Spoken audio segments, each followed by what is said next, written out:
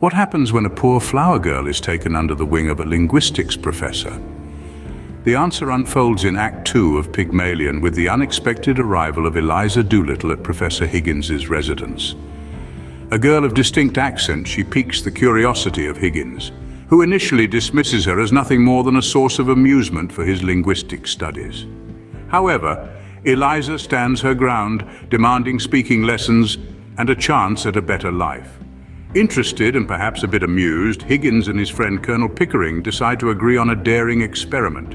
They take Eliza as their client with an ambitious plan to pass her off as a duchess in 6 months. It's a challenge that borders on the absurd, but they're not afraid to try. They're ready to defy societal norms and expectations for the sake of linguistic curiosity. And so the transformation begins. But what happens when Eliza's father enters the picture? Well, that's when we meet Alfred Doolittle, a man with the ability of persuasive speech, despite his rough appearance. Doolittle's arrival at Higgins's home unannounced is quite the surprise. He comes with a clear demand, seeking money for alcohol in exchange for leaving Eliza alone. Now, you'd expect Higgins to dismiss this man, much like he initially dismissed Eliza.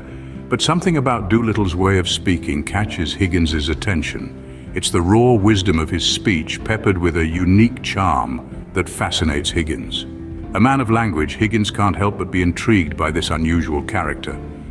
He finds himself agreeing to Doolittle's terms, seeing an opportunity for further linguistic study. Just as they shake hands, their agreement sealed, the room is filled with anticipation. But this is cut short by a startling interruption. Just as they agree on the terms, they are interrupted by an unexpected arrival.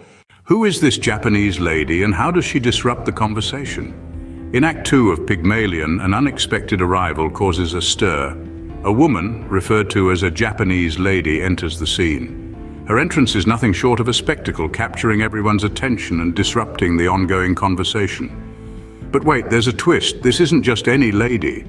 As it turns out, the Japanese lady is none other than our protagonist, Eliza Doolittle, freshly emerged from a transformative shower and donned in new attire.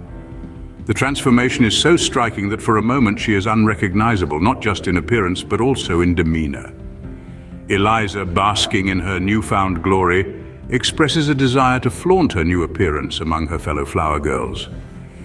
She is eager to show off her transformation, perhaps longing for the respect and admiration that her old self was denied. But Professor Higgins, ever the pragmatist, advises against it. He understands the delicate nature of their project and the potential risk of revealing Eliza's transformation too early. Enter Mrs. Pierce, the sensible maid who persuades Eliza to leave the room with the promise of even more new attire. Eliza, excited by the prospect, eagerly agrees and departs to try on her new clothes. Mrs. Pierce's advice here is very important, as it prevents Eliza from acting without thinking and potentially stopping the entire project. As Eliza departs to try on her new clothes, Higgins and Pickering are left alone to reflect on the task ahead. The transformation of Eliza Doolittle is more than just a change of clothes and a cleanup. It's a challenge of redefining identity, of changing her way of thinking, and of breaking societal norms. But with Eliza's transformation underway, the real work now begins for Higgins and Pickering. As they are left alone, they ponder over the monumental task that lies ahead, transforming Eliza into a refined lady. What lies ahead for our protagonists, you may wonder? As the curtain falls on the dramatic transformation of Eliza Doolittle, we find ourselves in the company of Pickering and Higgins, alone in the room, their eyes filled with a mixture of excitement and fear. They stand there contemplating the mountainous task they've set for themselves. The aim? To polish this diamond in the rough, to mold Eliza into a refined lady, a duchess no less, in just 6 months. A challenge indeed, as they struggle with the size of their ambition. They exchange glances, their minds racing with thoughts of the problems they'll encounter.